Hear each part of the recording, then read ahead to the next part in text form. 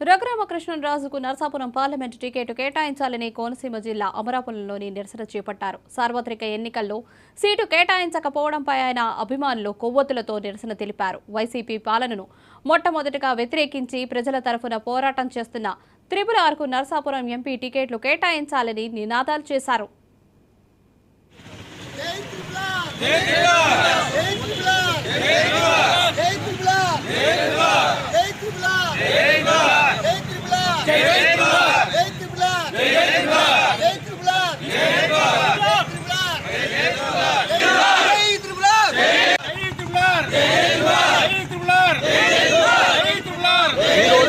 అమలాపురంలో మన అంబేద్కర్ కోనసీమ జిల్లా అమలాపురంలో ఈ రోజున మన ప్రజా గొంతుక రాష్ట్రం తరపున ఏకైక గొంతుక ఏకైక వ్యక్తి ప్రథమ వ్యక్తి ఈ రాక్షస పాలనను ఎదుర్కొంటూ అతను అన్యాయంగా అరెస్ట్ చేసిన అతను వ్యక్తిగతంగానే కాకుండా రాష్ట్ర ప్రజలందరి తరఫున నేనున్నానంటూ పోరాటం చేస్తూ ముందుకు వచ్చినటువంటి ఈ రఘురామకృష్ణరాజు గారికి ప్రజా గొంతుక అయినటువంటి మన రాష్ట్ర ప్రజల తరఫున మాట్లాడే విధంగా రేపొద్దున పార్లమెంటుకి వెళ్లే విధంగా మన నరసాపురం పార్లమెంటు ఎంపీ టికెట్ని ఇవ్వాల్సిందిగా కోరుకుంటూ వెంటనే కేటాయించవలసిందిగా కోరుకుంటూ ఈ కోనసీమ జిల్లా ప్రజలందరూ కూడా ముక్త కంఠంతో ఈ రోజున రోడ్డెక్కారు.